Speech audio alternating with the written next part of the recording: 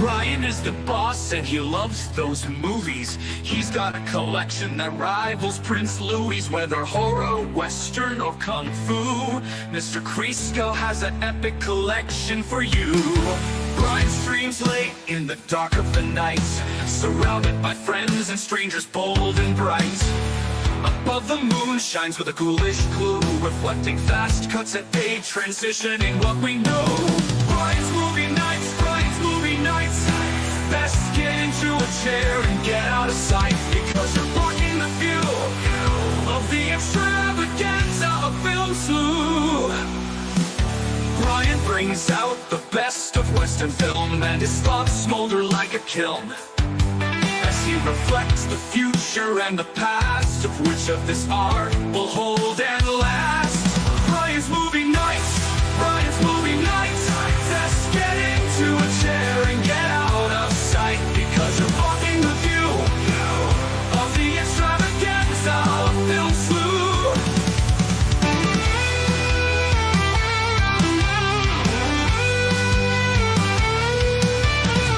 Brian brings out the best of Western film, and his thoughts smolder like a kiln as he reflects the future and the past, of which of this art will hold and last. Brian's movie nights, Brian's movie nights.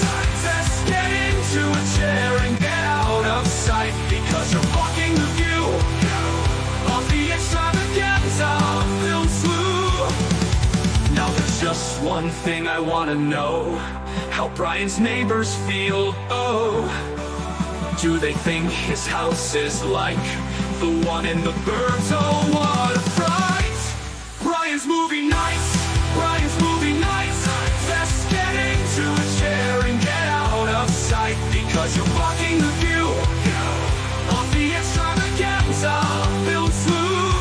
But Brian, who are those two? Are those your daughters? If someone would be concerned because they look like vampires, and watch for Emmett and Fellow, and make them try to hire a Shinto ninja assassin gunman grenadier with a hacksaw grenade launcher for the birthday Slayer beam on LRJ's ethical show.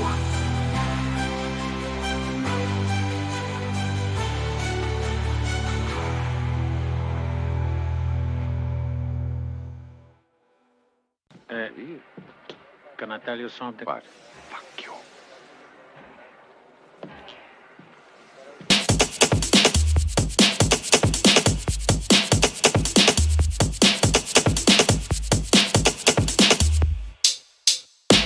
I was forced to retreat to this castle. Mankind is made up of inferior creatures, spiritually and physically deformed, who would have corrupted the harmony of my perfect body.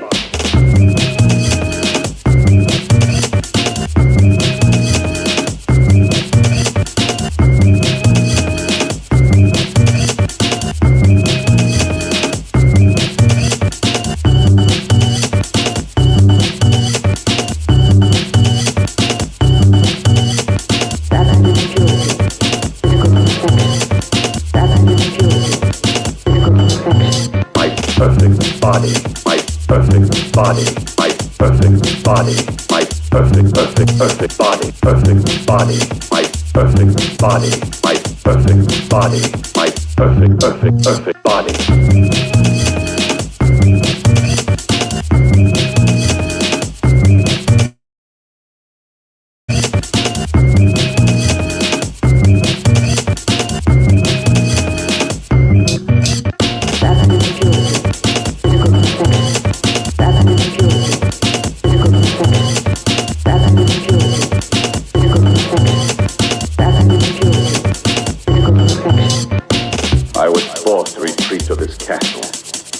Mankind is made up of inferior creatures, spiritually and physically deformed. My vengeance needs blood.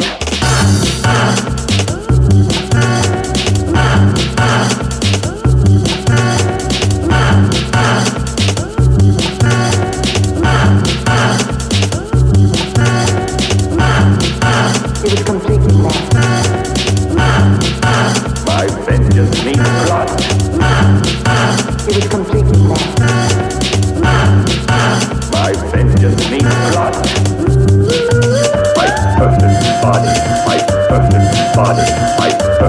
body, my perfect body, perfect body, my perfect body, my perfect body, my perfect body, perfect body, my perfect body, my perfect body, my perfect body, perfect body, my perfect body, my perfect body, my perfect body, perfect body, my perfect body, my perfect body, my perfect body, perfect body, my perfect body, my perfect body, my perfect body.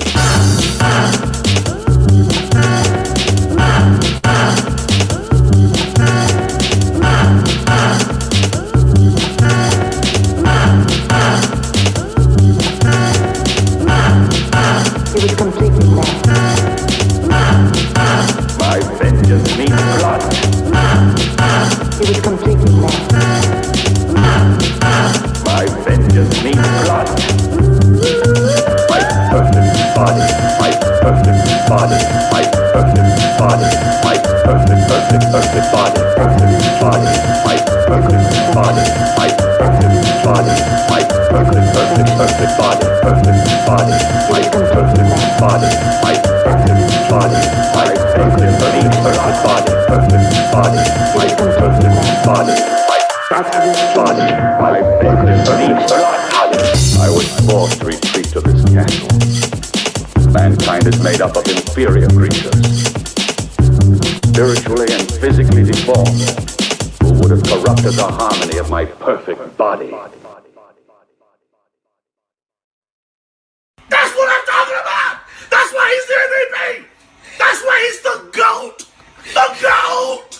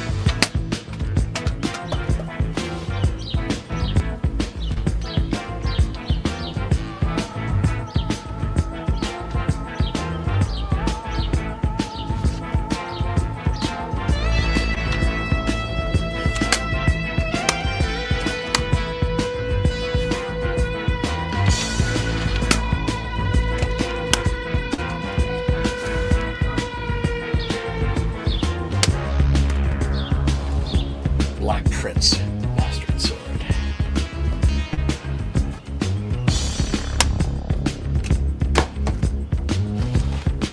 Step things up a level. And start.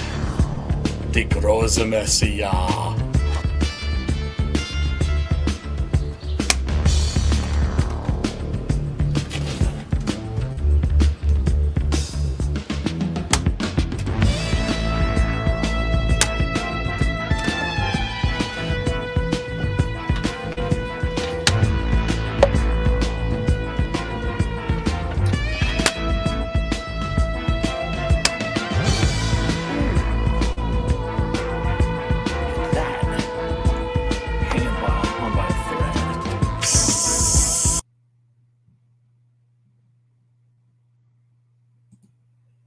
What's up, everybody?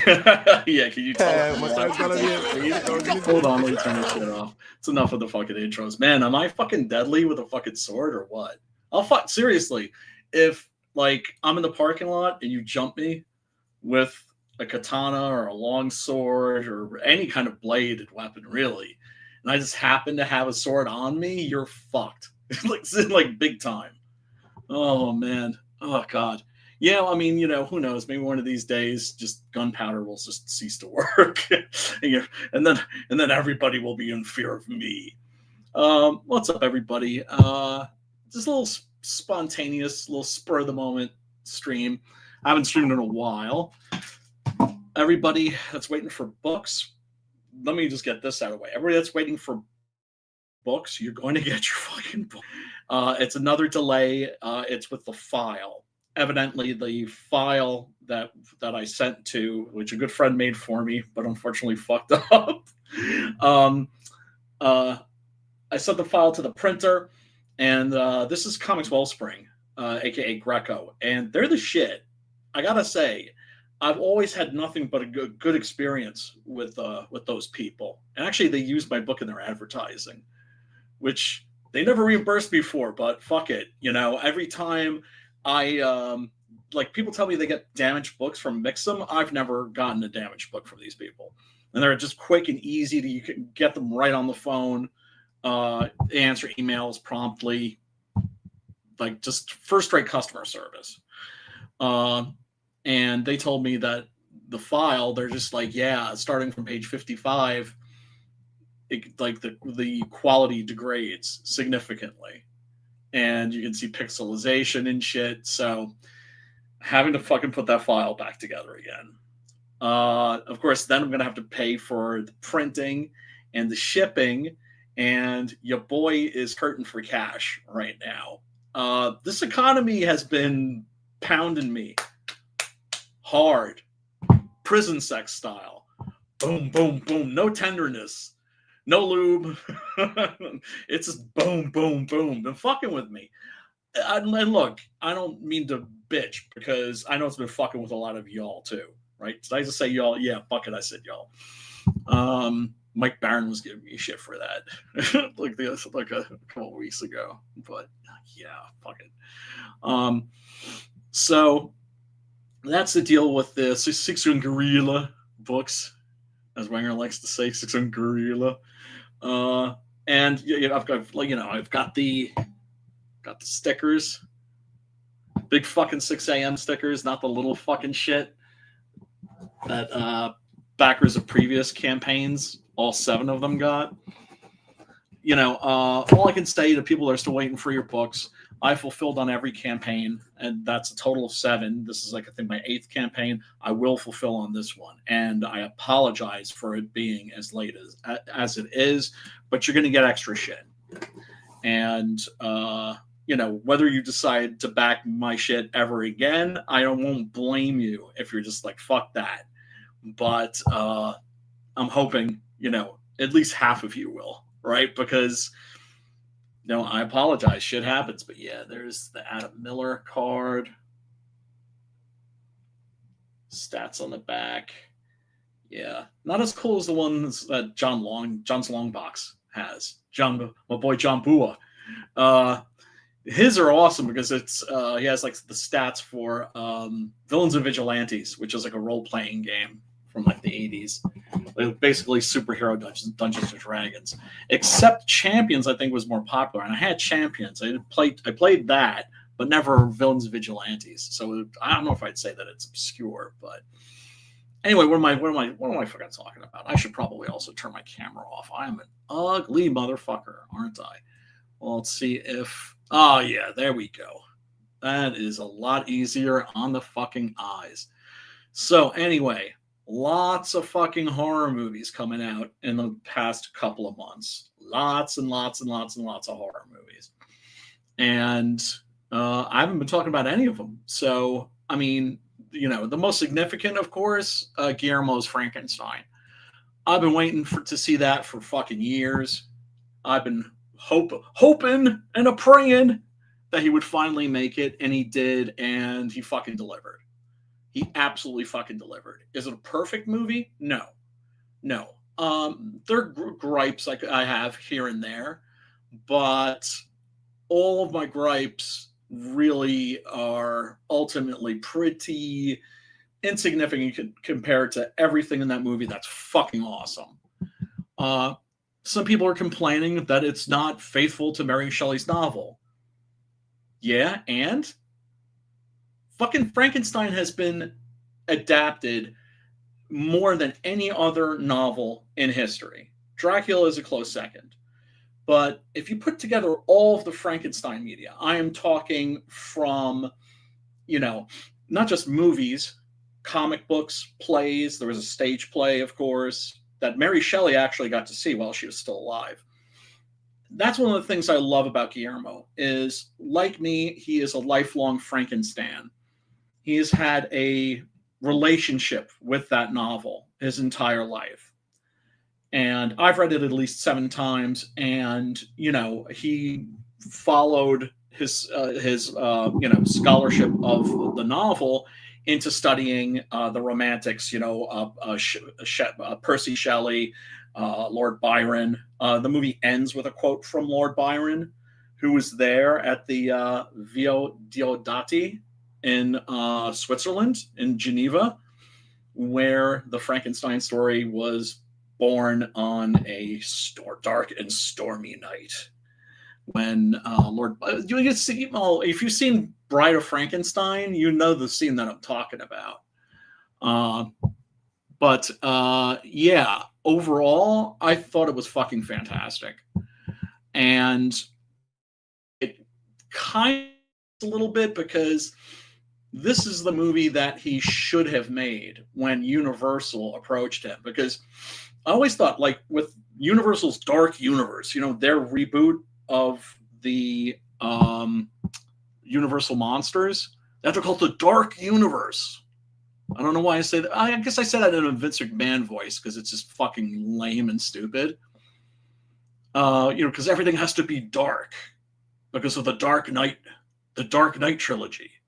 So everything has to be dark. Like, that's why the Suicide Squad movie, the first one that they made, they actually made the movie darker. That is to say, the suits wanted that movie to be so dark that they actually had them like turn the brightness down on the movie. A fucking piece of shit. Those fuckers. But anyway, let's see if I can bring up the trailer for that because it is pretty dope. I'm not gonna lie. Let's see here. Do I still know how to fucking YouTube? What can I say, man? It's been a fucking while. Yeah, I think this is the final trailer right here, actually. I had determined that the memory of my evils should die with me. Oscar Isaacs. Okay. Excellent, superb fucking actor. Was he the right person to cast as Victor Frankenstein? I don't think so. Does he do a perfectly fine job in this movie? Absolutely.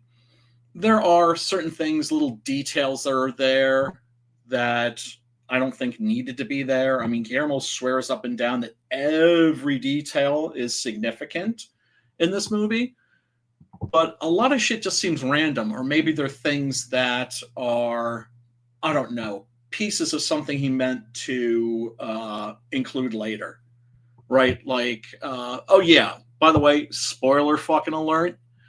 Right now, if you're lucky enough to catch this movie at the cinema, go and fucking see it yesterday. This is absolutely a movie like last year's Nosferatu that really, really deserves to be seen on a big screen. Of course, you know, most of us have like gigantic fucking television sets now, and that's cool. But there's nothing like the immersive experience of just being in a darkened theater and just letting yourself fall into the hands of the artists and artistes that have created the film. And yeah, Oscar Isaac's also a little old to be playing Victor. I mean, obviously, hair, makeup, all that shit. And luckily no fucking, digital filters or any shit like that, because that's another thing I have to really give it up for to Guillermo, is that pretty much most of this movie, I mean, there are obviously some scenes where they're in front of a fucking blue screen, but very, very little. This is just a lavish fucking production. It looks expensive. And I don't doubt that it was. And the attention to detail is pretty fantastic. And of course, the sets are fantastic. And yeah, this isn't Marvel movie bullshit. This is true cinema.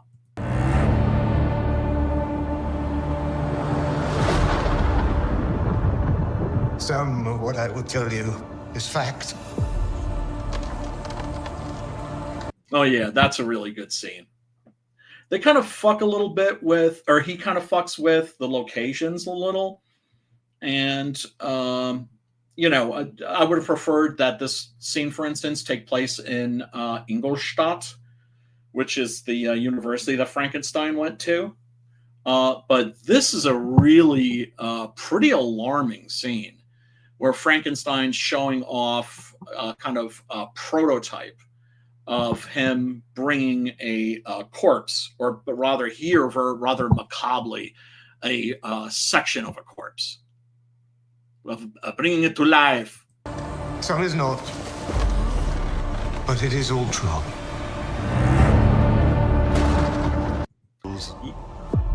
Oops, sorry about that. Some is not, but it is all true. And I really didn't care for The Shape of Water. That I was a little nervous about this movie because I think that creatively, he's been in a little bit of a slump up until now. Not that his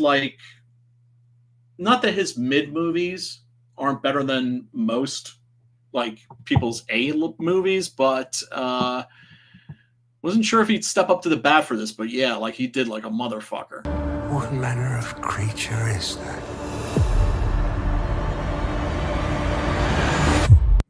Of course, the movie begins as it should in the frozen tundra, the fucking North Pole, and there's a oh wait, they're not Dutch and they're not Finns. I think they're Scandinavian motherfuckers, okay, that are trapped in the ice. They're trying to reach the North Pole, which is in the novel, right? Because it's about man looking to go past his bonds and figure out the secrets of God. And God don't like that. What manner of devil made him? I did.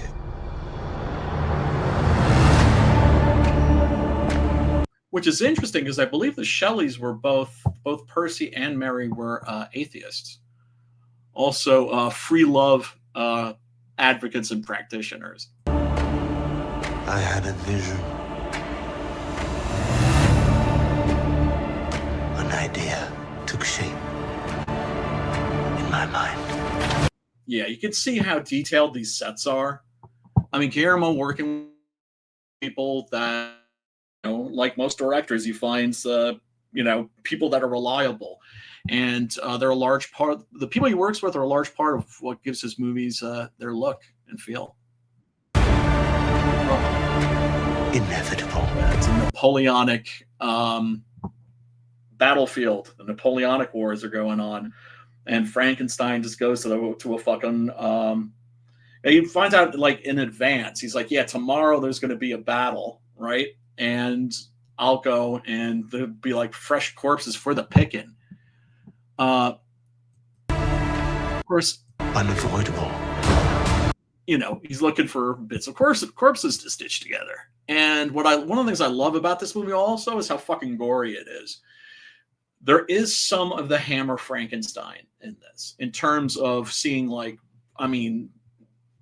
this it's taken to the nth degree. You're not just seeing body parts, you're seeing piles of fucking body parts, piles of heads, arms, legs, basically a human junkyard or scrapyard. And of course, he's looking for the best bits to sew together. Until it became truth.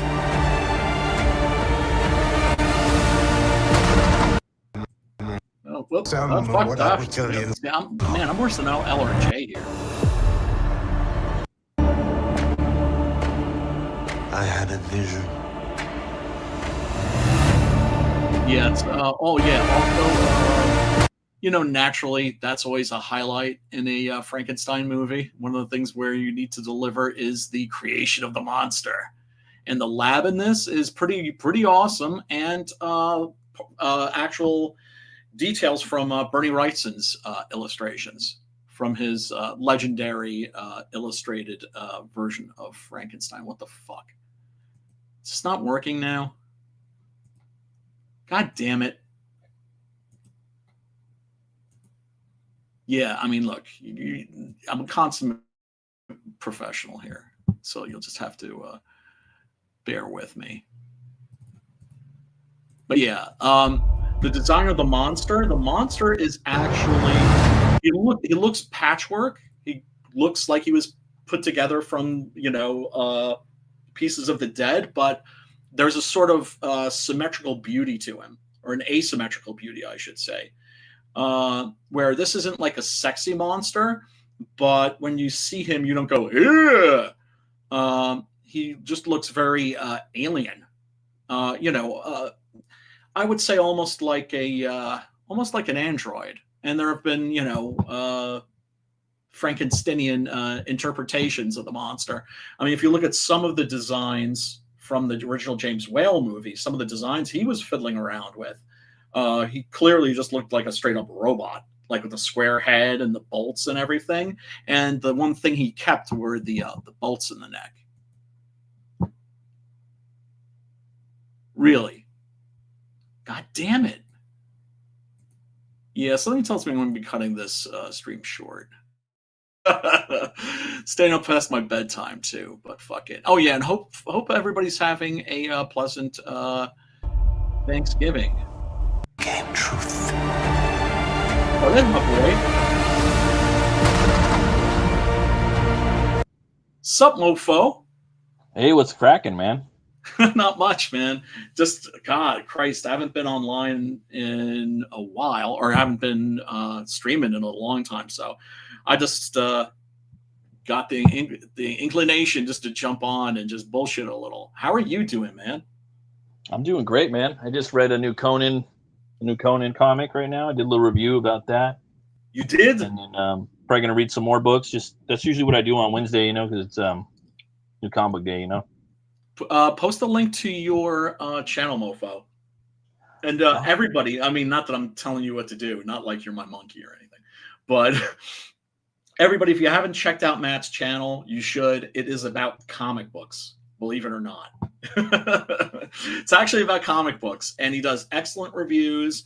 And bro, you just can we talk about Hell War? Yeah, sure, if you want. I'm working on that probably right now, actually. So you're pretty much done with that, huh? I'm done with the pencils and the inks. I'm just doing the art edits right now, just kind of going back and editing some stuff, looking for continuity errors and things like that, Cool. Yeah, so dude, checking out the running the trailer here for the new Frankenstein. Did that shit deliver, or did that shit not deliver? Oh yeah, man. I seen it in the theater and thought it was awesome. Had a nice beer right there with it, Oh, god damn you. Fuck, Yeah. God, motherfucker. It's, to me, like, oh, that just drives me crazy. I mean, you know who Chris Stuckman is? No, who's that? He's a YouTuber. Oh, okay. Who made a horror movie. He's a YouTube movie I think I've heard of that guy. Yeah, I think I know who he is. The white guy with like the flat top or whatever. Yeah. Very generic kind of a guy. He was the one who was like, I'm not going to do negative movie reviews anymore. Like, you fucking pussy. What? Like, really? It's like, yeah, I don't want to just dwell in negativity. This was like when Madam Web came out. Remember? Yeah. I mean, I don't know if you saw that piece of shit, but I'm sure you remember, like, when that came out, it was like, everybody knew that was going to be like fucking hot garbage, like Morbius or some shit like that. Right. And anyway, it looked like the reason he was doing that was because he's just like, well, I'm going to be in the movie business now myself. I forget who it was that bankrolled him, but he had like a $2 million budget or something, enough to make a horror movie. Oh, for sure. Now, I haven't seen it, so I have no opinion on it, but everybody that I know that like loves horror says that it's like hot garbage. Oh, wow. This got fucking amazing reviews, right? Yeah, it's like pretty much like most people like it. There's a couple of people on YouTube that don't like it, but most people like it. Yeah, I mean, look, I think it's stupid that people are like, it's not like the novel. It's just like there've been fucking like 500 fucking Frankenstein movies. I've read the novel like 7 times. I don't want Mary Shelley's Frankenstein. I want like Guillermo del Toro's fucking Frankenstein. He even said that he would have made it like 20 years ago. He would have made the fucking novel, and he's like, I'm not making that movie now. I'm fucking 62. Right. And it's like I wouldn't want to see that, to be honest. I wouldn't want that, No. But you know what the motherfucker did do? He made the first movie in the dark universe. Yeah. That's totally what he did. Like, spoiler alert, people, it's a stealth superhero origin movie. Yeah. Totally. And I love the ending, man. It's profound and it's beautiful. It is a personal movie, man. Like a lot of people are just like, why didn't he just make Mary Shelley's Frankenstein? It's like, well, I don't know, man. That's something we could look forward to in the future. I think we got pretty close with the Brana one, but actually, Robert De Niro was too short. Yeah, I mean, you know me, I really don't like that movie. The only thing that I liked about it was the climax. With Elizabeth becoming the bride. Yeah, I thought that was a massive improvement over the novel. Like everything they changed about the novel, I fucking loved it. The only thing I didn't like about it was De Niro. I thought he did good with what he had, like Michael Keaton did as Batman, but horribly miscast. Horribly miscast. And from what I hear, did not give like a shit about the character. Like one of those actors that's happy to let a stand-in do a lot of the shots. Not one of those actors where it's just like, no, it's got to be me in the costume. It's got to be me in the makeup or whatever, right? Well, I heard he didn't want to do he didn't want the character to be that tall. He didn't want to be walking on kind of like platforms and stuff. He says he wanted it to be more of like an everyday man, So I don't know what I really don't know what his logic is. I don't know what his logic is. He might have really felt that, or he might have just been lazy about the makeup. It could have been either or. Well, I mean, the makeup is good for what it is. It's just not a good Frankenstein monster design. No, he's fucking like 3 feet, 4 feet too small, bro. He's supposed to be 8 feet tall. Just like the monster should look like a fucking bruiser. He needs to look like the Hulk, dude. He's a monster, dude. Like, he needs to look like the death metal version of like Peter Steele. Yeah, exactly. That's what he needs to look like. I've done some designs too myself, like on some Frankenstein's monsters. Like there's a couple of stories I want to do. I've talked to you about it. I'm sure you probably have some too. I'm not fucking with it right now, but he definitely, yellow fucking skin, big old eyes, black lips, black long hair. Closest thing I've seen to it was the Penny Dreadful, which was like and then the Luke Goss one, which was still kind of like No, the Luke Goss one was like he could pretty much pass for human. Yeah. Yeah. Right? Like it wasn't grotesque. He was a sexy Frankenstein because there's been he was a sexy Frankenstein monster, right? Yeah. Because there have been some of those, right? Right. The Vincent Perez one I thought was good. Because I just think it's cool, also that one that Homeboy made, and I brought this up on like the one Leone did. The guy had like a 5-minute scene, but he looked great. He looked great. And it was that was a great fucking rendition. You do a couple costume tweaks, make it a little more, what is it, Elizabethan, or if it's Elizabethan. Right. And then some people were pissed about the time period in this movie. It's fucking 50 years in the future from the novel and all this shit, fucking crying. People were really, really, really hurt about it. I know. Look, I wasn't though. I don't give a fuck. Some of the things I wasn't crazy about, right? Little things like I'm sorry, he's supposed to be at the University of Ingolstadt. God damn it. Yeah, right. But those are like minor fucking gripes. So minor they're barely worth mentioning. But I just always say, you know what? Time to make another one. You know what I mean? Let's go make another one. That Christian Bale one's coming out. It looks like ass, but make another one. You know what I mean?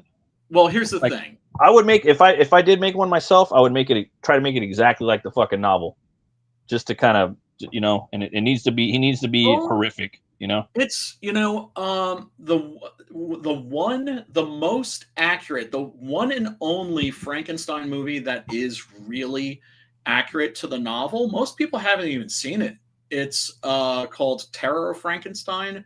It's also right now it's on Tubi as Victor Frankenstein, and that's a Swedish Irish co-production, believe it or not. And Per Oscarsson plays the monster, and he looks like ashen skin, sunken eyes, black lips, a shock of. I don't think his hair is really black. I think it's more dark brown, but it absolutely is the novel. Whereas, so of course, the monster is doing some pretty fucking horrible things. Right. He murders William Frankenstein, a little boy. Mm-hmm. He sets up this charmaid to take the fall and lets an innocent woman hang for his crime. Yeah. Right? Which is maybe the worst thing that he does. Then he murders Henry Clerval, Victor's best friend. And then, of course, he murders Elizabeth. Yep. Like, that should all be in a movie. Like, In this, we get a much more sympathetic version of the monster. Yeah. Absolutely. And that's because, like I said, this feels like the setup for a superhero franchise. Well, like, this is absolutely especially the ending. Which, and here's the thing.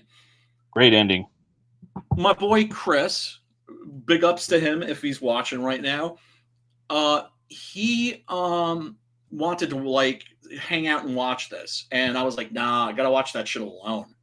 And I explained to him, first of all, because I can't be distracted. Second, because I might cry like a bitch. Right?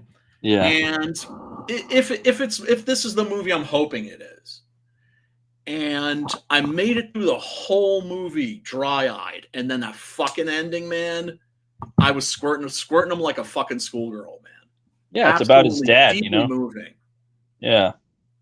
And it was just like an ending like you've never seen for a Frankenstein's movie before. Right. And it was beautiful. And it kind of took the message at the it kind of took the end of Shelley's novel and flipped it in a major way. Mm-hmm. With Victor embracing the monster as his son, right? Saying, I'm your father, please, and I did you wrong, please forgive me, which is, I think, what everybody would want to hear from a bad parent. Right. He does everything but give him a name, and thank God they didn't give him a fucking name in this. I'm annoyed enough that they always call him the creature in all the promotional shit. No, he's the Frankenstein he's the motherfucking Frankenstein monster, motherfuckers. And just the beginning of this, where he's just fucking throwing these motherfuckers around like they're just toys. Yeah, it was awesome. Just immediately, it's like the power of the fucking monster. Well, I told you, dude, in the first 10 minutes of the movie, it already fucking fucks every other Frankenstein movie up. In my opinion. That's what I want. First 5 minutes. I want to see the monster fucking fools up, It's not. I want to see that. I mean, you see De Niro, like when De Niro did that, I was jumping out of my seat. I love that. I love that movie is equally the same as this. I do like this one more. But that one, dude, that one's got the horror to it, Again, he's small in there and tiny. But like I said, I'm not crazy about it. I'm not going to be like, that was absolute shit. That wasn't my attitude. Bro. The score is fucking awesome. Oh yeah. So good. Yeah. I mean, it was like all-star cast. You're talking about a triple A production, right? Right. I wish it had stuck more to Frank Darabont's script, because everything that I forget if I actually read the Darabont script or not. I don't think I did, because you can find movie scripts very easy online, and those are fun to read. First of all, they just help you be a better script writer, but also they kind of feel like you're reading a alternate version of the movie. Like, what if this had happened, right? What if they'd gone that way with it, right?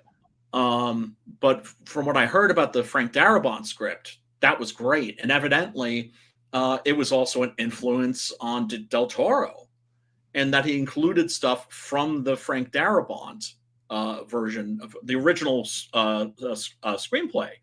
So I thought that was interesting, because the way you make a fucking Frankenstein movie is you go through the literally like 100 years, over 100 years of fucking media, right?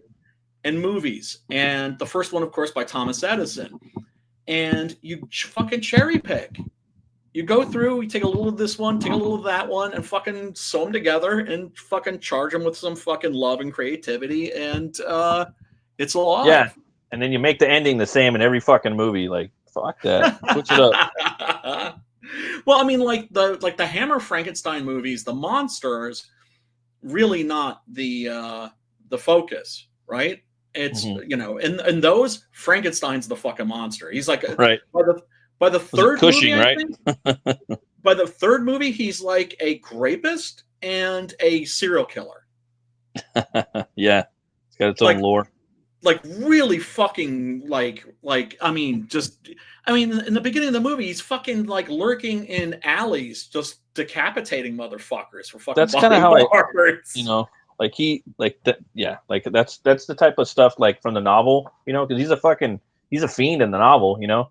He's not even a doctor, you know. Well, so that's the type of stuff. Like I would like to see like a full-on adaptation, you know. Like for me, Mary Shelley's Frankenstein is Kenneth Branagh's Frankenstein, right? Yes. Del Toro's Frankenstein isn't fucking Frankenstein. It's Del Toro. It's you know, Guillermo del Toro's Frankenstein. Right. Same thing with Coppola's Dracula. You know. Yes. They don't need to call it that if they're not sticking 100% to it. It's okay that you guys could call it your movie, you know. Yes, 100%. You know, it's just like they want to do something to differentiate themselves from the other like 500 Dracula, 500 Frankenstein movies, but it's just like be in that line. A lot of people were complaining too about like the father, Charles Dance. Charles Dance actually plays Victor's father in the Victor Frankenstein movie with Daniel Radcliffe and James McAvoy. As well. That movie was entertaining too. I liked that movie a lot. It was okay. That one goes under the radar a lot too. Gets a lot of hate. Same thing with the Van Helsing Frankenstein. He was a fun creature design, fun character to watch. The little fucking like window, right? Like a aquarium window into his fucking head. I thought that was kind of cool. Cool. The movie's just fun, you know. And it's not meant. I mean, that's the thing. It's not really a horror movie. It's a action adventure, right? Just like this movie isn't. This one isn't really a horror movie to me too much, you know. Not too. It is barely in some regard. Oh, but there are. I mean, this does not skimp on the fucking gore. No, doesn't. The violence in this, and I just love it, especially when he comes up and fucking. That's a great shot right there. Oh yeah, and great. He grabs this dude's arm and just fucking twists cranks it around. Does the crank? I like that one, and I like the one where he just punches the guy and he just like breaks his back when he punches him. You know? Oh well, that's the best. Is where he just fucking backhands that motherfucker, and his head just goes. Yeah, dude, and then his body fucking flips over. Yeah, this motherfucker right here. Yeah, that guy. Boom! And just his body's just fucking hanging there for a fucking minute. And then just fucking flips over. And then he's fucking just throwing these motherfuckers like they're fucking dolls. And there's so much Bernie Wrightson in this movie, more than any Frankenstein. God, yes. Like he blatantly put it on there. Like I haven't watched all of the special features. There's a documentary on it. I forgot the name of it on Netflix. It's like 45 minutes, bro. But he's like, oh look over here, we have Bernie Wrightson's like the chemistry kit from the famous Wrightson picture. Then they use his apartment. They got the ceiling beams. They have shots from the fucking from Bernie's book, dude. Yeah, I love seeing that. You know. Oh, me too. And I would probably make Bernie's Frankenstein, to be honest with you. Like I would just like straight up say, hey, this is like Bernie's Frankenstein. I'm gonna try to honor that and Shelley and I would just use that design. It looks so cool. Well, he did. In his defense, he did have Bernie working directly on this. When it was like in pre-production, like way back when. Yeah. Because he almost pulled the trigger on this a couple of times. Right. I remember. And he said Because I always thought, like with the Doric universe, that what they should have done is like, why didn't these idiots get Guillermo del Toro? And then it turns out they asked him. Yeah. They actually invited him. Yeah. Of And course. fucking motherfucker didn't do it. Yeah, I think he was working on The Hobbit at the time. I think he was obligated to Warner Brothers for 3 years. Yeah. Then he got fucked out of that. But I was saying earlier, man, I was gonna say that like a lot of people complained because of they thought the dad was like racist or something, you know? What? Well, they're just saying like, was racist. Well, because he like that in this film he was like, oh, he didn't like our olive skin and our black hair or our black eyes and shit, you know? And I just like why did that happen or something like that, you know? Right. Right. I don't know. Like yeah.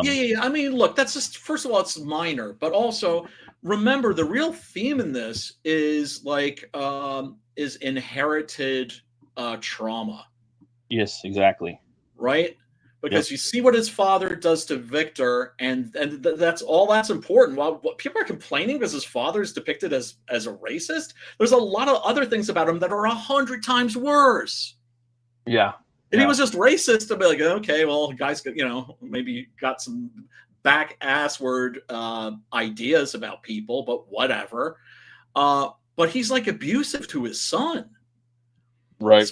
Psychologically and physically. And then, of course, there's that scene where Victor is abusing the monster, like literally beating on him with a fucking a steel rod. Came back around, you know, like just like his dad beat him, you know. Exactly. And I think a lot of this movie has to do with Del Toro's own feelings of guilt regarding his own kids. Well, and his father too, you know. Like I think that some of that, like I was gonna say too, touching on like the whole like color of the skin and all that shit. You know, somebody like, well, why did he marry her if like she was, you know, he thought he was racist? And like, well, there's argument too that like he married her because she was rich and he wanted the money. Yes, you know? Arranged marriages were the norm for the ruling class at that time. Right. You know, and so there's that. But I also think that possibly like Guillermo del Toro, he's got white skin, bro. You know, I don't know. He's totally European. I don't know if his mom or his I don't know. He's a Spaniard. I don't know if his mom and his dad maybe are both from like have light skin, but maybe one of them had darker skin. You know, I was thinking maybe his pops had darker skin and he kind of looked down on him because he had whiter skin, like, oh, like you pretty boy, you know what I mean? And he kind of inverted that for the movie. Do you know what I'm saying? No, I hadn't heard one person talk about that on YouTube. But I think it's kind of a valid point that he said a lot of it was everything's him, you know? So I'm like, for me, that happens a lot, dude. Like there's a lot of that goes on. There's a lot of that in like Mexican culture where they're different skin tones and things like that. And they fuck with each other. It's a mixed population. You had the indigenous population and then you had the Spanish population. Well, there's more than that. And they mingled their blood. There's that, but then you have like the Spanish population, you have the indigenous folks, indigenous, the tribal. Then you have the ones that are here in America now, the Chicanos. Then you have the ones that are just straight up Mexican. And there's like tons of different subclasses, and they all talk shit about each other. Fucking gnarly, bro. Trust me, I know. Oh no! There's like infighting. Is that like what like the whole La Raza thing is about? No, it's just that like they all just kind of fuck with each other, you know. I mean, like talk shit. I mean, ultimately, like a lot of them hate the fucking hate on the like the Spaniard blood, you know. Oh God. But which is stupid as fuck. Just retarded. But because if the Spaniard blood wasn't there, they'd be fucking ripping motherfuckers' throats out and throwing motherfuckers down pyramids, you know. There was a lot of that going on back then. Oh, for sure. A lot of apocalypto shit, you know. So that would be going on. At the Templo Mayor, they were just fucking dumping them in ditches, man. That was like industrial fucking murder. They were happy. They were happy when fucking Cortez got there, bro. Like, because I mean, just look at Apocalypto. They were literally going the city folk. You know, they were going in and taking the tribe people and fucking executing them. The largest orchestrated slaughter of human beings in human history. Yeah. Fucking gnarly. It was sport. It was ridiculous, dude. Yes. So yes. that's the way I feel about that. I'm not budging on that. That's what I thought was retarded about doing an Aztec Batman. Like, what? Yeah. I don't know, man. I mean, at least, maybe a little something different.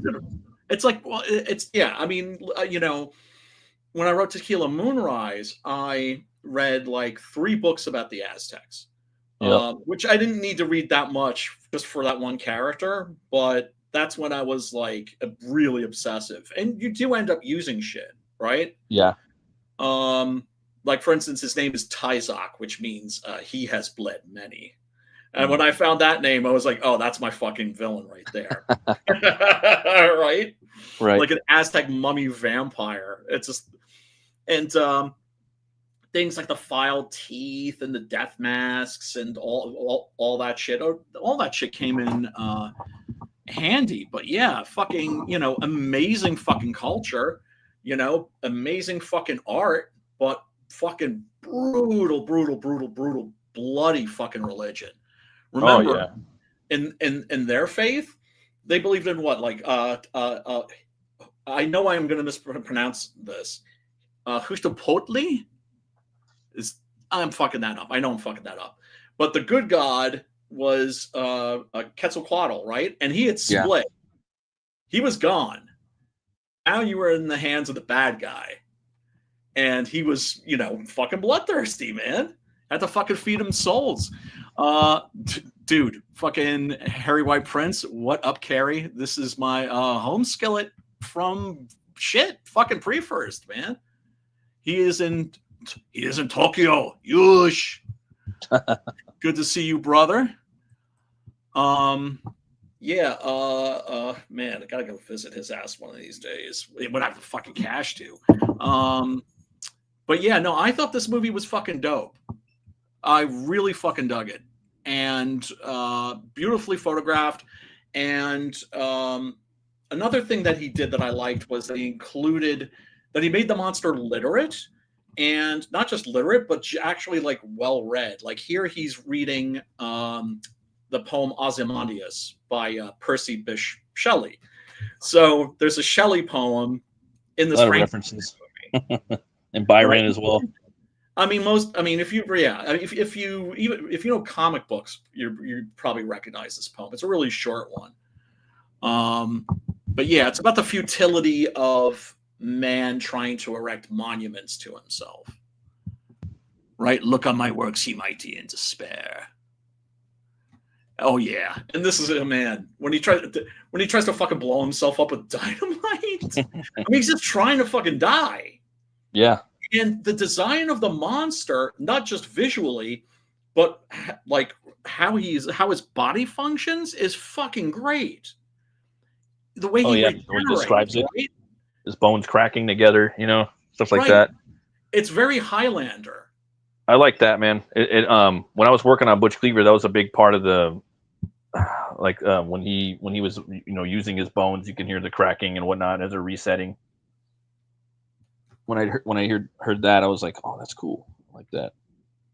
Yeah, and then of course ends with this lovely quote from Lord Byron, who was there at the Via Diodati when the story was born on that dark and stormy night.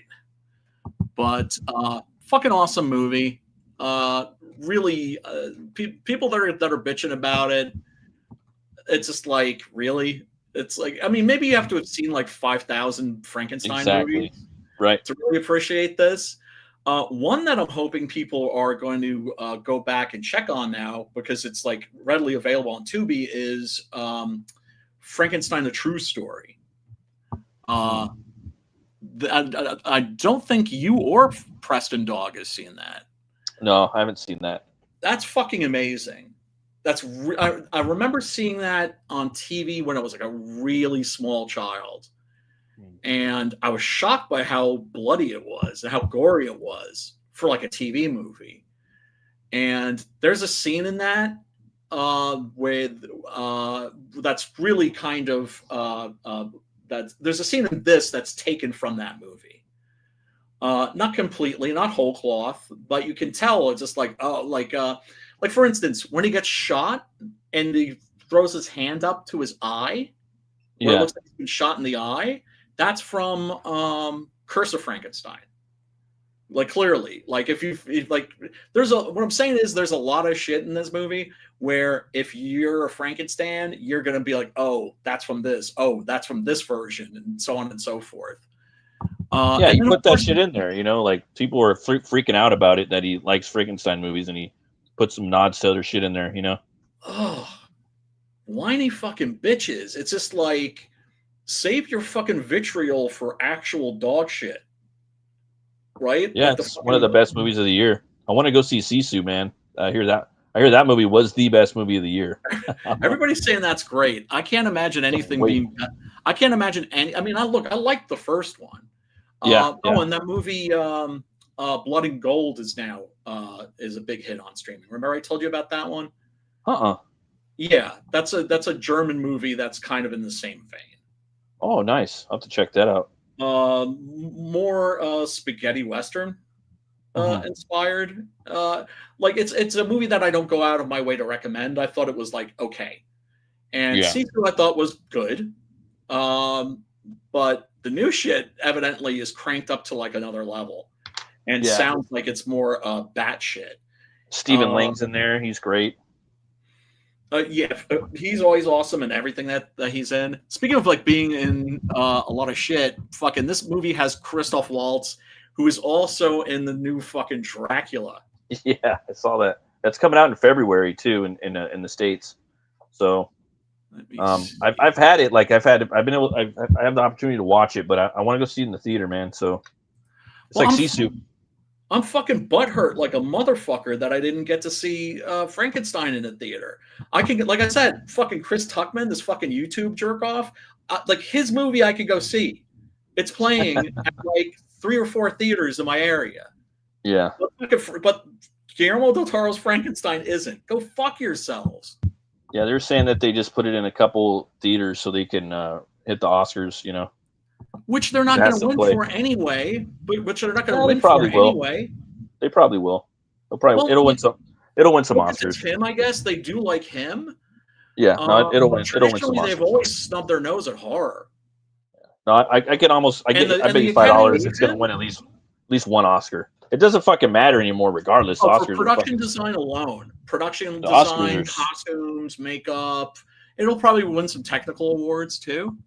Yeah, to be honest, I don't know. It could get best actor, best supporting actor. I could see that. It could just basically fuck everybody up. But it doesn't matter because it really doesn't. They're fucking horrible. The Oscars. What is his name? Even Russell Crowe. Like they invited him to come speak for his new movie. You know, I forgot the German one. You know. Yeah. And he's like fuck. He's like fuck that. Fuck you guys. I don't even care what you think. I'm not going down there. Fucking beast mode, you know. We're getting raw on those motherfuckers. Yeah, that's dude, fucking awesome. Like, it doesn't mean anything anymore. It's meaningless. Like the Oscars, exactly. They don't. It used to be like profound, like fucking, you know.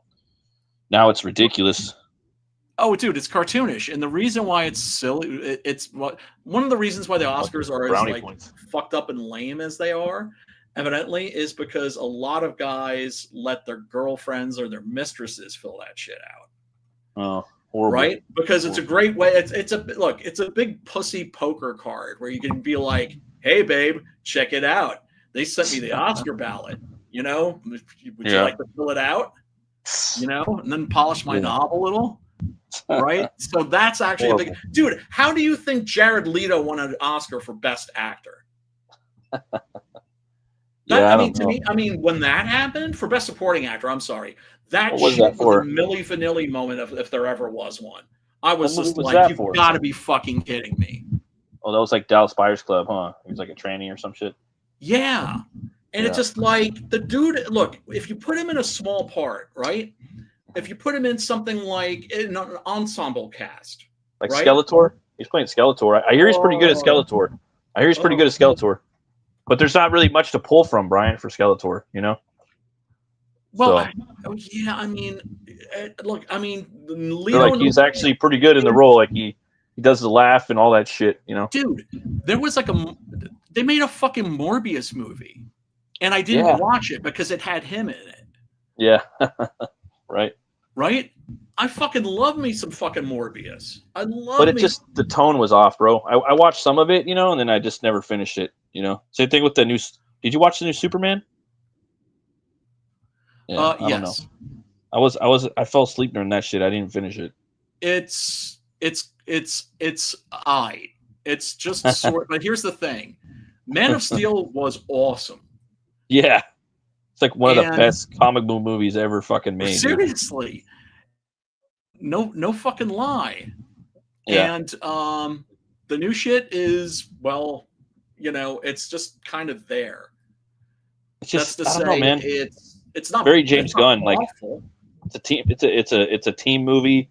He's getting his ass beat the whole time. It's just kind of stupid. Well, it's got a bunch of characters. You don't need too many of them. They could have just had Metamorpho. He could have just been the main guy in there.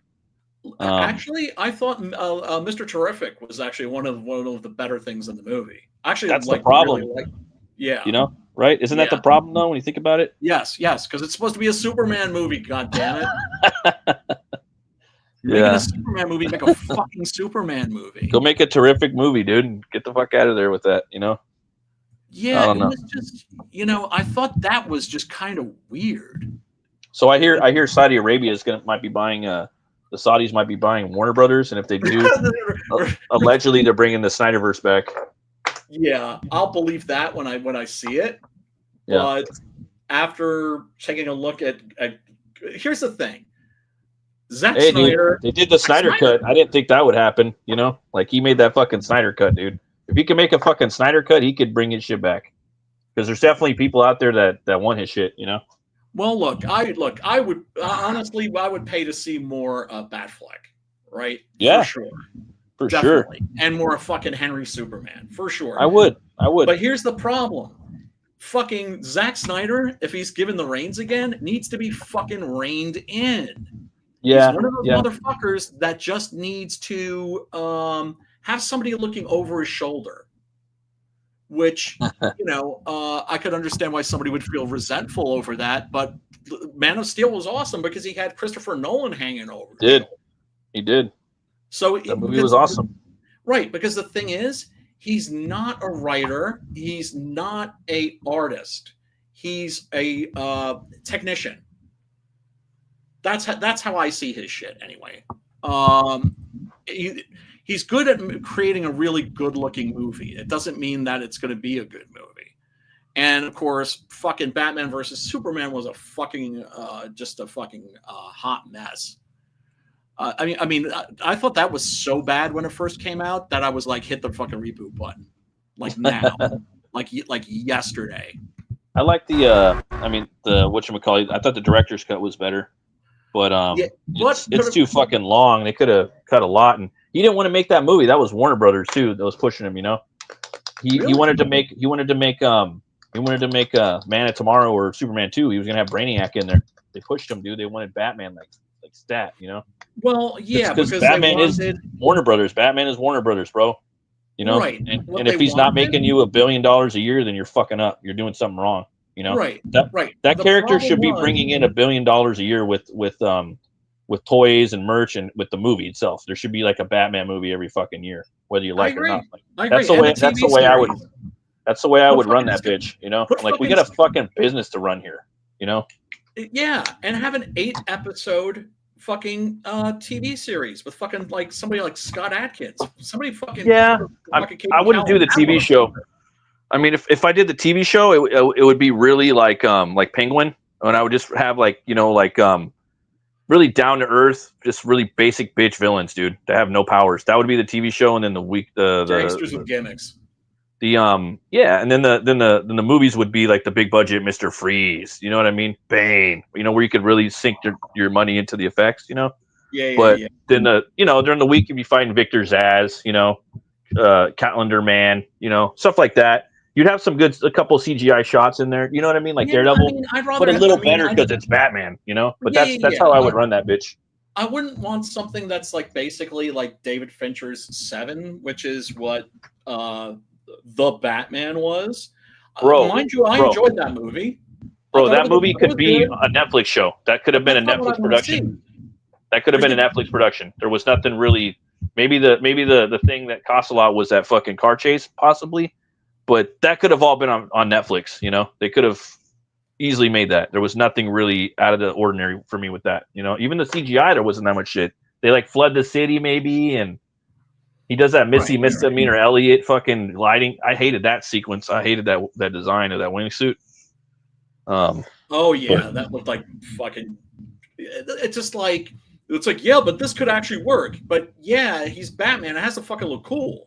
But he has wings, bro. He doesn't have a fucking trash bag. You know, yes, I don't want to see a potato sack. Fuck that. Right. Dude, it's a movie, bro. Right. It's the a fucking comic Christopher movie. Nolan got it exactly right. Yeah, I don't need it to be like too like Nolan is as grounded as I don't need it any more grounded than that. And that's already too grounded in some regards. Right, and that's already too grounded because you want to see Batman in a universe where he could maybe run into Etrigan. Exactly. Right? Like, you know, I want to see the fucking Lazarus pit. You know, I want to see a big. Yes. Yes. That's why Batman Begins is my favorite. It always will be. It's definitely probably my favorite comic book movie. It's not my favorite comic book movie, but it is actually kind of my favorite of the series. Returns would be my favorite if Two-Face was cut out of the movie. Or they just had the origin and then saved Two-Face for the next film, which is what they should have done. That movie did not need more villains in it. Two-Face wasn't in Returns. It was Catwoman and Penguin. Oh, no, I'm not talking about Returns. I'm sorry, The Dark Knight. The Dark Knight? Oh, okay. That movie's pretty good. That's just a good movie, dude, you know? It is. It is genuinely good, but it genuinely great, I would say. I would just, you know, they could have saved Two-Face for his own movie, is what I'm saying. Now, did you see the? Did you? Oh, yeah, that's right. That's right. You did see. I think you did see the new Deathstalker. Oh yeah, I reviewed that and Frankenstein. Yeah, they're fucking awesome. I'm gonna go see Sisu, dude. I don't give a fuck. I'm gonna go. You know, I'm gonna go see it. I'm hearing nothing but I'm hearing nothing but great shit about it. Oh yeah. And I wish. Oh yeah, that's right. Yeah, I probably shouldn't be talking about. Yeah. You know, that thing that we were talking about in the back room. But yeah, so those of you that don't know, Deathstalker is okay. First of all, the director of this is a fucking maniac. He is Steve Kostansky, I believe. Yeah. This is the motherfucker who was like, you know what? I think I'll make like a movie that's like a homage to the ripoffs of Gremlins. So he's like, I'm not gonna like do like a Gremlins movie. I'm gonna do like a Ghoulies movie. Yeah, I haven't seen that yet. And throw in like a big piece of like the Garbage Pail Kids movie. It looked like a little bit of Cool World threw in there too. I didn't. I mean, from the trailer, you know. It's completely fucking bonkers. And can't wait to see that.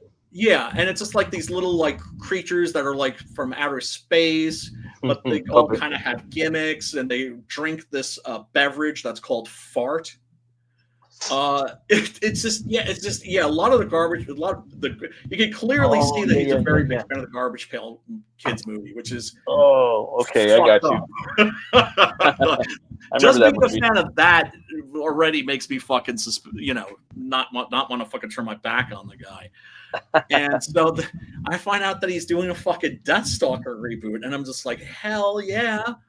Now the Deathstalker movie, the original Deathstalker exploitation movie, Conan exploitation, shot in Argentina, produced by Roger Corman, total tawdry exploitation trash, like filth, right? Like genuine, just a sleazy movie. I like that. I really dug it. Oh, it's awesome! It's awesome. And dude, I got a fucking Blu-ray rip of that shit. You should see what. Oh god, I just love being able to watch these like old, like really trashy movies, like in like 4K, like perfect resolution. You're trash. Oh, it's awesome. I was gonna say, bro, hey, you got a couple minutes after the stream to chat for like 5 minutes? Oh yeah, for sure. Check out a little bit of this trailer. Oh, by the way, saw the fucking Red Sonja movie. Have you seen that yet? Nah. Looked kind of ass. Looked like ass, dude. Dog shit. I was just kind of like, I'm not gonna give it a go. It definitely doesn't. It's not screaming Solomon Kane vibes, you know. Which is what it's by the same director. I know. But well, I don't know. Maybe I don't know what happened. being a Don't say it, Brian. I won't say it. I know what you're thinking, bro. I know what you're thinking. I hear No, you can Beetlejuice's say. voice in my head now. Don't say it. Don't say it. I don't give a fuck. You can say whatever you want. I'm just fucking around. I know. But yeah, it's probably what happened. Surgeon with a sword. And like fucking why am I blanking on his name right now? Oh, it's because I'm tired and a little vague. The answers to only one name. I love this scene right here in the movie. Yeah. What name And the theme. Oh yeah, it's fucking little like power metal, a little melodic fucking power metal, a little bit of death metal, like And metal. what I love here is it suddenly Not death turns metal, into the opening credits of a Sam Raimi Sword and Sandal series, like Hercules or like Xena. Hercules Warrior and Xena, Princess. dude. Hunter, that's what I was saying. Right? Okay. A little bit of Army of Darkness, a little bit of Hercules and Xena, a little bit of Ash, a little bit of Hellboy. Right. Fucking cool. Right, and then you've got Patton Oswalt as the voice of this character Doodad. Yeah, Doodad. Right, which I mean, in the original movie, it's just a puppet that turns into like just an average looking guy, right? But what puppet, he's awesome, and I kind of wish that they'd made him a puppet in this, but they probably didn't have the money, because the whole point of this movie, and what I fucking love about it, is that it's super low budget and it leans into that. Yeah, you this can is tell. a low budget movie that's trying to look like a low budget movie. Right. And it's so fucking niche. That's the thing. This guy makes movies that are so Niche as fucking fuck. niche. Yeah. I mean, It's either you're either with it or you're not. You know, it's either you're drawn to it artistically and or you're not. You know, like I don't know what to tell you. You know. Yup. Death Stalker. And it's fucking metal. My old friend. It is. It's totally fucking metal. Come and get it. And both these guys have been in a million fucking movies, like they're stuntmen, kind of. You know. Oh I love that scene when he's in the bar and he fucking throws a chair and he just runs out like a bitch. You know. yeah, that's fucking great. Love That's that part. great. And Daniel Bernhardt is he's really good. I always thought he was underrated. He's good. Most people probably have never seen him in. Well, actually, most people have probably seen him in like little parts, like he was in like, the second Matrix movie as like one of the agents. I remember. Like it was him and Longmire. Walt Longmire. He was. Oh, really? Was he on? He was like I gotta check his IMDb. And well, Walter Longmire, I forgot the actor's name, but they were both agents, Bernhardt and now they're finally getting their due propers, bro. I love it when you see like dudes that have been in the movies business, you know, they, you know, like your Gary Oldmans and stuff. They finally get their due propers. Or Ian McKellen, yeah. And that's what this movie felt like to me. Yeah, he really carried the movie. I thought, you know, it wouldn't have been the same without him. It would have been awesome, but it wouldn't have been as good without him. Like I really believe he was tailor fit for the role. And oh, for sure. Well, it was kind of written for him. Yeah. Stansky said like he was the guy that he had in mind because, like, you know, he's a huge fan of Bloodsport 2. And that's what people don't know about Daniel Bernhardt, is that he's a poor man's Van Damme. Yeah. There were a bunch. Van Damme was so huge in the fucking 80s and early 90s that he actually spawned like poor man's versions of himself.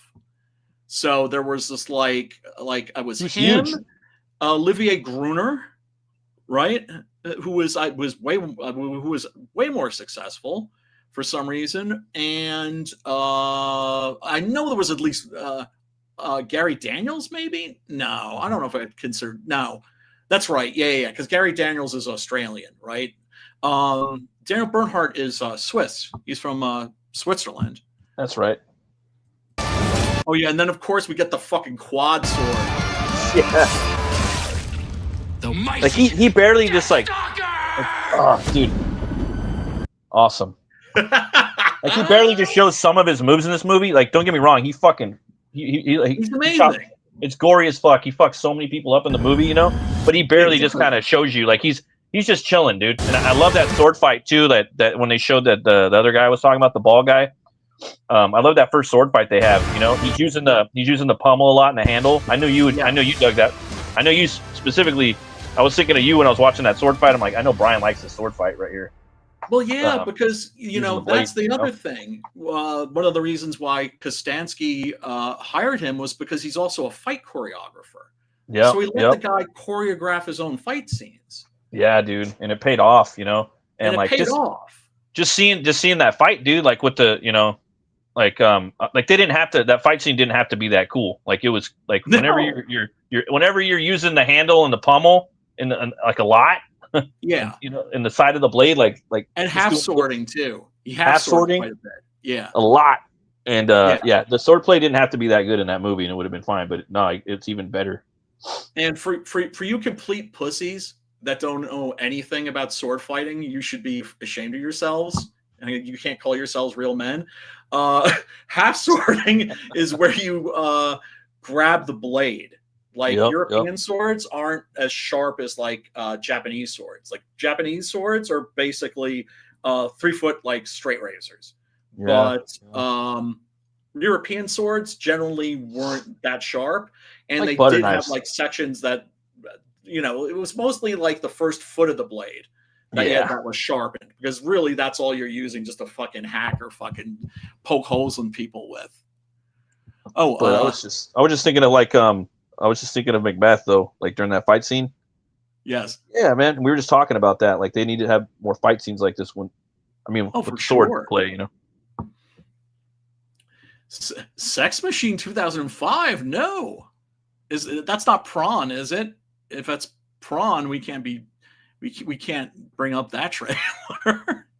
It might be Prawn. That's all I'm saying. But actually, let me. Dude, I rented this movie. I watched it like 4 times. I just had a blast, you know. It's one of those movies too. It's just one of those like kind of feel good movies, you know. Like I don't know. And it goes on a lot of quests and stuff.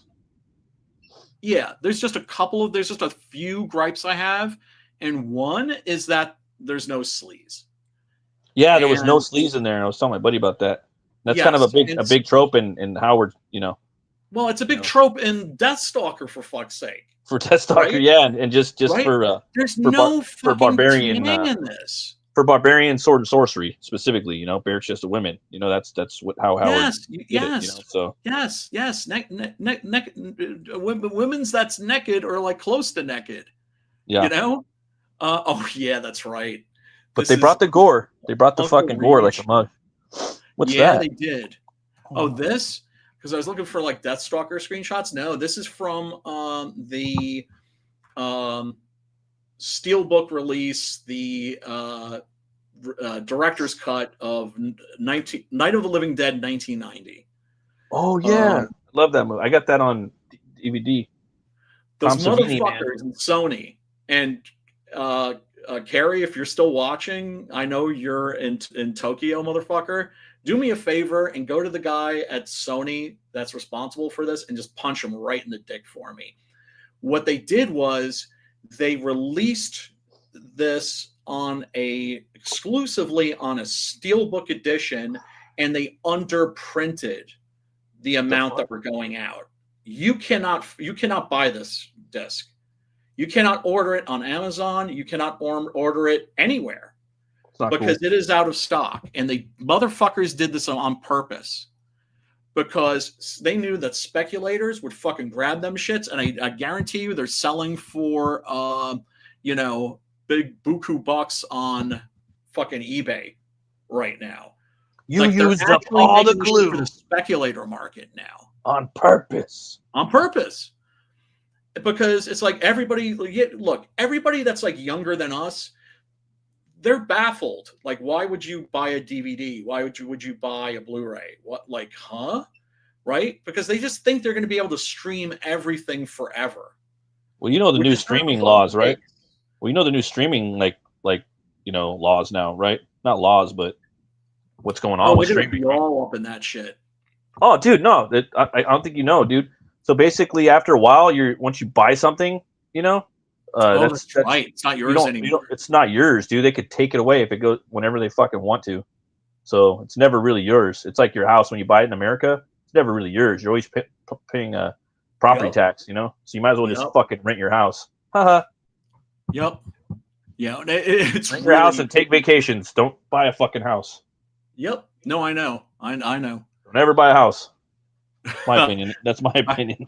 Not in America anyway. That's for goddamn sure. So yeah, they were like one of the things like this really isn't. There isn't that much gore. There's just like certain shots that they restored that I knew were in a work print version. There's like a shitty VHS of it. Right. That you can look at it. It's online. It's on YouTube. And they restored, thank goodness, this one headshot, which I remember seeing the original version of this and thinking, why did we not get that fucking headshot? And I was like, oh, this was still back where like blowing up a zombie's head would get a movie an X rating. Mm-hmm. Now you see this shit on fucking Walking Dead every fucking week. Yeah. So I'm like, now it's not a thing, but yeah, check it out. you know I love this shit. Carrie knows I love this shit too. Booyah! Booyakasha! Explosive. Sweet. Yeah. It's a bomb. In the head. Bloom.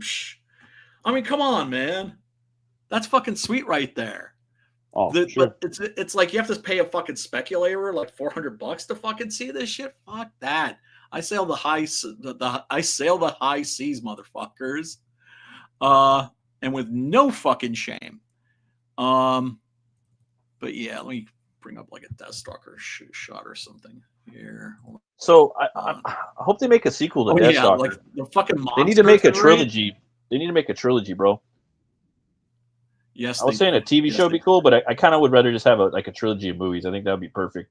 Yes, and the only thing that annoyed me about this is that, do you notice that, and this is a Red Sonja too, right? They put her in that skimpy bikini, right? In the scale mail bikini. Right, in the trailer. And they make fun of it, kind of. Well, yeah, but I mean that's okay. Like that, I understand. It's corny, but at least you get to see the character in that costume. Right. That's what they do though now. Like Captain America. Really yeah. Same shit. Right? Like here's your fan service, but it's fucking stupid, so let's make fun of it. Haha. Well, here's the problem. The actress does not fill out that fucking bikini. Have you noticed like one of the rules in movies now, and I guess this genre now in particular, no tits or ass allowed. Yeah, who was in the original Deathstalker? Barbie Benton. She was a Playboy playmate. She was Hef's mistress for like God knows how long, right? So baby had back, baby had boobs, right? That's why she's in Deathstalker, is to get naked. They don't do that anymore. Oh yeah, this is great. His face, just like yeah, he's like, yeah, he was like, hey, how you doing? He's like, oh hey, how you doing? And then blah, these fucking worms come flying out. That was funny. Dude's got some funny. He's always, he's an ass. Yeah, did you ever read the comics? I think it's the prequels to this. The Tim Seeley ones, yeah, those were awesome. And this is clearly that same character. Clearly, he's way better than the other Deathstalker too. Just a way better character. But the comics are explicit. They are very much, very, very explicit. Full frontal, like female nudity, full frontal male nudity. Yeah, which is like a real no-no. That always used to get an immediate X rating for a movie because, I guess penises are fucking scary or something. It's like these old biddies are fucking, I guess, watching these movies like but yeah, like this is like one of the funnier moments where Doodad summons like a wraith to distract the enemy, and it just flies around like a balloon. Oh yeah, that was hilarious. Yeah, that was hilarious. Hilarious. And he just fucking grabs the thing and starts fucking trying to choke it to death. Yeah. Yeah, so it's got this chick in it. She's fine. But, you know, and she's so young, I'm just like, oh God, I don't know if I want to see her naked, like a dirty old man. But you know, come on, let's. And also, this movie is also in part an homage, not just to the Deathstalker series, but also the Sword of the Sorcerer. Yeah, Right. so? That's a huge part of this, and that had some great gore effects. And like this, for instance, is great. This is how the Dreadites are made, like the foot soldiers for like Necron, the Necron. Oh, I love that scene right there with the liquid, like kind of like Hellraiser, the reverse. Yeah. You know? Well, yeah. You know how this effect is done. This goes all the way back to like the Hammer movies, to the Hammer Dracula movies. You make a wax dummy, and this is also how they did the melting head in Raiders of the Lost Ark. You make a wax head with layers, and then you put a I'm sorry, it's like a fucking hair dryer. They just use a hair dryer just to fucking melt whatever it is that needs to be melting, and then then they just run the footage backwards, and it looks like it's integrating. Shit. So, like simple old school effects, you know. Beautiful. No fucking CGI bullshit. That's not to say there's no CGI in this. There is, but not for any of the fucking gore. There is, but it's like 90s CGI, dude. It's like, I think it's like the morphing effect that like from the black or white video, you know? Yes. I think he actually used just like dated like CGI effects. Do you know what I mean? To kind of keep it in that vein, that, you know, that keep that vibe.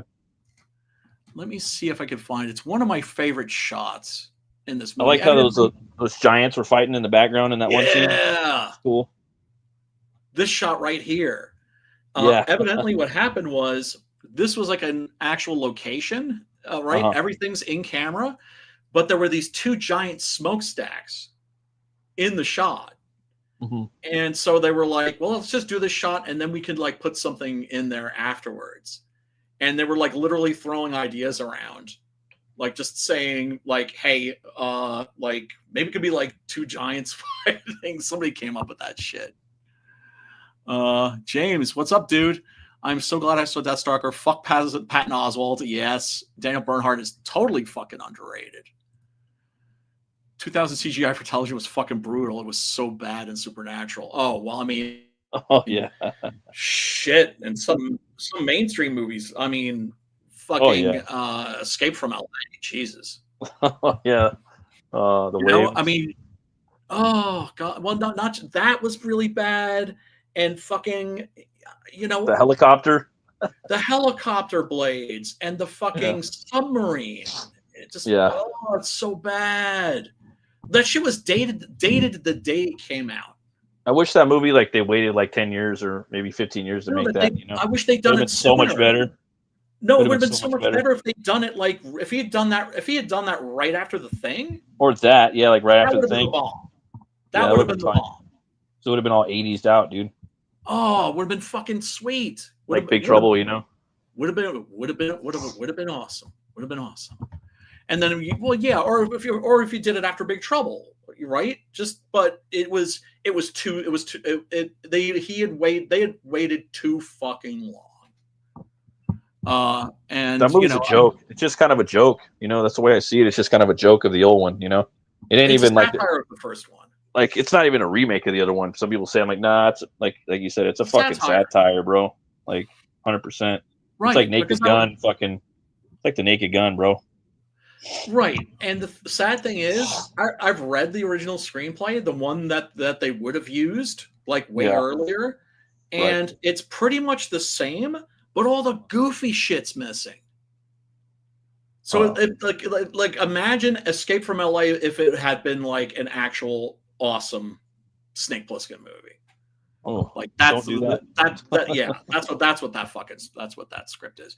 Anyway, we got to do a little catching up because I got to fucking start powering down for bed because I'm a pussy. Me too. Yeah. Carter in the 90s was fucking off the rails. Well, you know, I mean, look, he had his moments. He also had Village of the Damned, right? where you could just tell that his heart was not in that. Ghost of Mars. Totally I like crap remake. I do like Ghost of Mars, but you know. Oh, can't stand it. Can't Was fucking it Mouth stand of Madness? Was it Mouth of Madness? Awesome. Yeah, that was awesome. Good. Yeah, and I think Neil? he only did a Village of the Damned just to get out of his contract, just because he had one more movie to do like for Paramount or whoever. Anyway, all y'all motherfuckers, that's watching. Thank you so much for tuning in. I don't know when I'm going to be back. We'll see. Fucking schedules. Like, what can I say? Economy's being fucking brutal, and folks, we're waiting for your comics. You're going to be waiting, motherfuckers. No, I'm going to try to get those out ASAP. Don't think I fucking forgot about that shit, because I haven't. Matt, do you want to pimp anything? No, just yeah, I'm going to be doing some Crom the Barbarian. I'm drawing that live probably tomorrow. Maybe tonight. I got working on a story for that for fun. It's like an anthology book, basically with a bunch of indie creators. They're doing little short stories. Crom the Barbarian is the first barbarian character, since we're talking about Deathstalker. First barbarian character in comics, created by Gardner Fox, guy that also created like the Flash. Right. So he predates Conan the Barbarian in comicdom. In comics, right? So he's public domain. Anybody could do whatever the fuck they want with him, and there's like a community out there. So if you go to cromthebarbarian.com, you can pick up the first anthology right now. It just launched. And if you sign up for it, you'll get like a $5 off coupon for this week. After that, it goes full price. It's 250 pages, and it's something that's going to be happening every year around this time. So I plan on I have a story, and I plan on contributing like 10 pages a year, or 6 to 10 pages a year for my story for the next few years. So that's something I could pimp. And our boy Preston is on fire. He's got shit going on that we can't talk. We probably should not talk about. That's like NDA kind of shit, but it's fucking cool. Oh yeah. Hey Phil, what's up? Catching us as we're going out the door. Big ups, of course, to the Diaz brothers, to the motherfucking Diaz brothers. Always deliver their shit. Always deliver quality in a timely manner. Everybody, don't give up on crowdfunding indie comics just because of these motherfuckers. Nope. Like, you know who I'm fucking talking about. Fucking Mr. fucking narcissistic personality disorder and his minions. Just because they're complete frauds and crooks doesn't mean there aren't honest people fucking banging away making fucking quality comics. So go and back that shit now, and gonna chat with my boy Matt in the back room, and make some conspiracies, maybe get a little cyber sex going, a little cyber handy or something. Anyway, everybody, talk to you soon. Peace and love.